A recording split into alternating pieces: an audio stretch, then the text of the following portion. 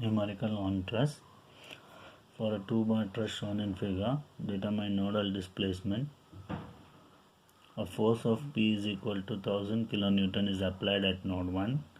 Assume Young's modulus is 210 GPa and area is equal to 600 mm square for each element. So if you see the diagram, I have 3 nodes 1, 2 and 3. Here if you see, node 2 and 3 are fixed and 1 is having a roller support. So first let us take the nodal data of this. So I'll consider my starting point as 3. So I'll give it as 0, 0. So node 3, you already know what is it. It will be 0, 0. What about node 1? With respect to x, it is moving 4 meters, that is 4000 mm. With respect to y, it is 0. So node 1, it will be 4000, 0. What about node 2 coordinate? If you see only y direction it is moving, x direction will be 0. So it will be 0, 3000. So if you see the nodal data, as I told you, node 1 4000, 0, node 2 0, 3000, node 3 is 0, 0. Now the important thing is to form the element connectivity table. Here we have element number, initial node, final node, length of the element, direction cosine L and M. So if you see for the first element, this is our first element, right? Initial node is 2, final node is 1. So I have written down initial node 2, final node 1.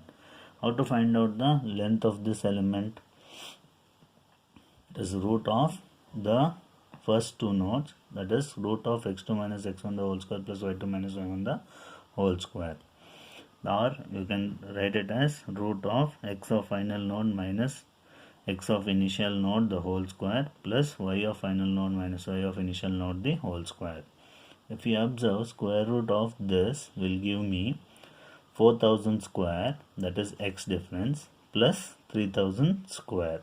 So that will come to around square root of 4000 square plus 3000 square, that is equal to 5000. So if you observe, the length of the first element is 5000.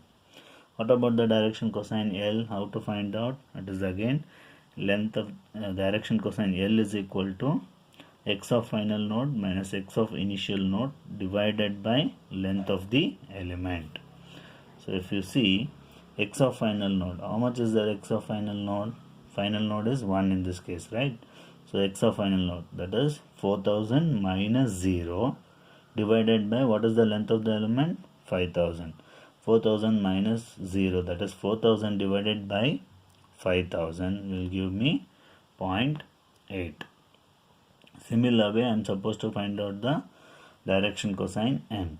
So for direction cosine M, it is y of final node minus y of initial node divided by length of the element. What is y of final node? Y of final node is this, that is 0 minus 3000 divided by 5000. So 0 minus 3000 is minus 3000 divided by 5000, that is minus 0.6. So I have got direction cosine L and M for the element 1. Similar way, I am supposed to find out the direction cosine for, the element connectivity table for element 2. So if I take the second element, if you see, it is the initial node is 1 and the final node is 3. So how to find out the length? It's already given, it is 4000 mm. So I have got the length of the element. So find out the direction cosines L and M. L is x of final node minus x of initial node divided by length.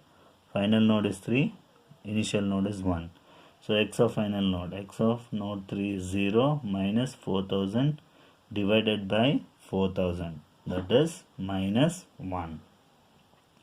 Next, to find out direction cosine M, y of final node minus y of initial node divided by length of the element. So the final node is 0 minus 0, so it is 0. So now I am done with element connectivity table. Now we are supposed to find out the stiffness matrix.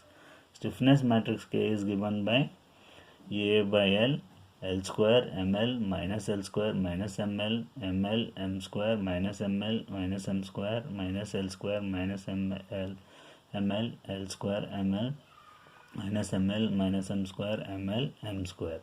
Now just substitute the values for both the elements. So if you see, first element has 210 GPa, so 210 into 10 to the power of 3, area is given as 600, the length is 5000. Then L square value and ml value, just substitute 0.8 square, this will be minus 0.8 into minus 0.6. So after that, m square value. Just if you find out these four, it is sufficient to write down the entire table. See, if you observe this carefully, the negative values of these two will be written here. So this positive value becomes negative minus 0.64. This negative minus 0.48 will become positive 0.48. Then same way, these two values, negative sign will be given over here. See, minus 0.48 will be 0.48, 0.36 will be minus 0.36. You need not sit and calculate for the entire thing. Next, if you observe carefully the first row values, just write the negative of these. So 0.64 will be minus 0.64, minus 0.48 becomes plus 0.48, minus 0.64 becomes 0.64, plus 0.48 becomes minus 0.48. Similar way, second row negative values you write it for the fourth one. So it saves your time. So after simplifying, let us take 10 to the power of 3, which is common.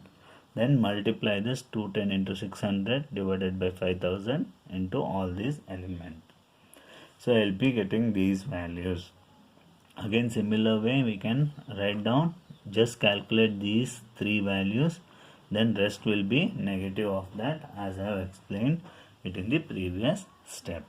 So after that, the very important step is how we number this 1, 2, 3, 4 here. If you observe carefully this figure, here it is associated with the first element, right?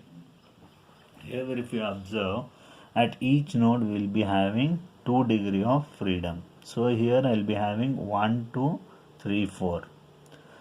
That is for first element. What will be for the second element if you are considering? It will be 1, 2, 5 and 6. So we have to be very careful in this regard. So I have named it as 1, 2, 3, 4, 1, 2, 3, 4. Similarly, let us calculate the value of K2. Just substituting the values of L and M and the values of EA by L, we will be having this K2. As I told, how we will be numbering? It is associated with first node and third node. So it will be 1, 2, 5, 6, 1, 2, 5, 6. So this will be my K2. So we will go for global stiffness matrix. This is our K1. This is our K2 value. Now global stiffness matrix 1, 2, 3, 4, 5, 6. 1, 2, 3, 4, 5, 6. 6 rows, 6 columns. So just check one here. If you observe, what will be the first one? 1 cross 1. Just check what is 1 cross 1. 1 cross 1 is 16.128. Here 1 cross 1 is 31.5. You have to supposed to add 31.5 plus 16.128. So I will be getting the value of 47.628. Similar way, I will go for 2 cross 1. What is 2 cross 1? Minus 12.096. 2 cross 1 at this is 0. So it is minus 12.096. What is 3 cross 1? Minus 16.12. I don't have 3 cross 1, so it is minus 16.128. What is 4 cross 1? 4 cross 1 is 12.096. What about 5 cross 1? 5 cross 1 is minus 31.5. What about the last one? 6 cross 1. 6 cross 1 is 0. I am writing it. So now we have found out the first row values. Same way, just as it is a symmetric matrix, you can just write down the row values corresponding to the first column. Same way, find out what is 2 cross 2. 2 cross 2 over here is 9.072. 2 cross 2 is here 0. So I will be getting value of 9.072. What about 3 cross 2? 3 cross 2 is 12.096. I don't have anywhere, so it is 12.096. What about 4 cross 2? 4 cross 2 is minus 9.072. Then 5 cross 2? 5 cross 2 is 0. So I will be having 0. What about 6 cross 2? 6 cross 2 is 0. 6 cross 2 is 0. So I have got the second column values repeated for, second row values repeated for column. Now I am remaining with this, right? 3 cross 3. So what is 3 cross 3 here? 16.128. I don't have 3 cross 3. So 16.128. What is 4 cross 3? 4 cross 3 is minus 12.096. Minus 12.096. 5 cross 3 is not there. So 0, 0. Again repeat the row values to columns. So this becomes minus 12.096, 0, 0. Now 4 cross 4. What is 4 cross 4 value? 9.072. 5 cross 4 is nowhere seen. So 0. 6 cross 4 is also 0. So again repeat 0, 0. Then 5 cross 5. What is 5 cross 5? 5 cross 5. 31.5. Then 6 cross 5. 6 cross 5 is 0. I will repeat it 0. Then 6 cross 6. 0. So this is how I found out the global stiffness matrix. Now write down the equilibrium equation. So equilibrium equation is, this will be my global stiffness matrix. As I told you, Q1, Q2 at this, Q3, Q4, Q5, Q6. So at each node we will be having 2 displacements. So I will write down Q1, Q2, Q3, Q4, Q5, Q6. So if you observe, the load is applying as a compressive load. So it will be taken as a negative. It is given as 1000 kilonewton. So if you convert it, it will be 10 to the power of 6 Newton. So I have got minus 10 to the power of 6 Newton. So rest other values is 0. Now I will apply the boundary condition. So what is the boundary condition? I will apply elimination method. If you observe carefully, the second and third node is fixed. So what will happen if I have fixed node? That corresponding rows and columns will be deleted, is it not? So if you observe here, it is associated with 2. So what is that associated displacements? It is Q3 and Q4, Q5 and Q6. So Q3, Q4, Q5, Q6, that is third row, third column, fourth row, fourth column, fifth row, fifth column, sixth row, sixth column will be eliminated.